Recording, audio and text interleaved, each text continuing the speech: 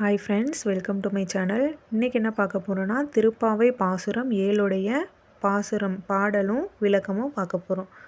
வாங்க ஃப்ரெண்ட்ஸ்.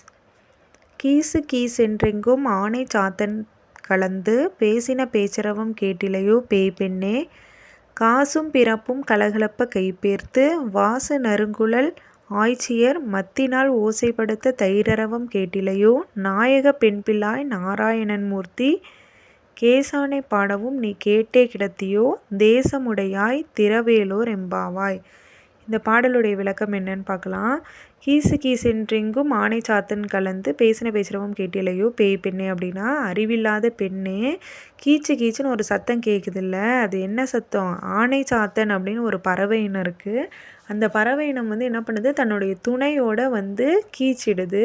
அந்த சத்தம் உனக்கு கேட்கலையா அறிவில்லாத பெண்ணே அப்படின்னு சொல்லி ஆண்டாள் தோழிக்கிட்ட சொல்கிறாங்க, எழுப்புறாங்க.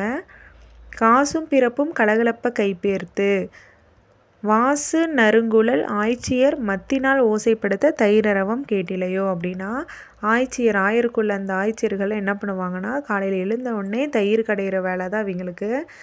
அப்போ தன்னுடைய கணவன் சம்பாதித்த மட்டும் நம்பாமல் அவங்களும் சம்பாதிப்பாங்க. அதையும் இந்த இடத்துல ஆண்டாள் பதிவிடுறாங்க. கணவன் பால் விற்றாங்கன்னா மனைவிமார்கள் என்ன பண்ணுவாங்க, அந்த தயிர், மோர், வெண்ணெய், நெய் இதெல்லாம் எடுத்து செஞ்சு அதை விற்பாங்க. ஓகேங்களா? அந்த மாதிரி அந்த ஆய்ச்சியர்கள் அந்த மத்தினால் அந்த தயிர் கடையிறாங்கல்ல, அப்போ அவங்க கழுத்தில் அணிஞ்சிருக்க அந்த தாலியோடைய ஓசை அழகாக கேட்குது.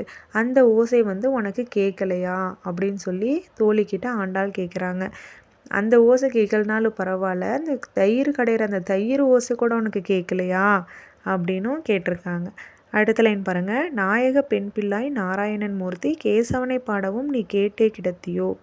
அதுவும் இல்லாமல் அதுக்கு முன்னாடி பாருங்கள், அந்த லைனில் வாசு நறுங்குழல் ஆய்ச்சியர் அப்படின்னா என்ன, நறுமணம் வாசனை நிறைந்த அந்த நறுமணம் மிக்க அந்த மலர்களை ஆய்ச்சியர்கள் அணிஞ்சிருக்காங்க அப்படின்னும் இந்த இடத்துல குறிப்பிடுறாங்க ஆண்டாள். அந்த வாசனை மிக்க அந்த மலர்கள் அணிஞ்சு மற்ற நாள் அந்த தயிரை கடையிறாங்க, அந்த சத்தனுக்கு கேட்கலையா அப்படின்னு சொல்லி கேட்டிருக்காங்க.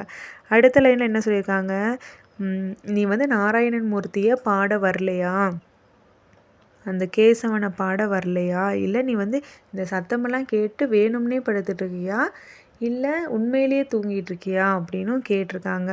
அதுக்கப்புறம் நீ உண்மையிலே தூங்கினாலும் பரவாயில்ல, வேணும்னே தூங்கினாலும் பரவாயில்ல, எந்திரிச்சு வா, நம்ம நாராயணன் மூர்த்தியை பாடி வணங்குவோம் அப்படின்னு சொல்லி ஆண்டாள் தோழியை கூப்பிடுறாங்க.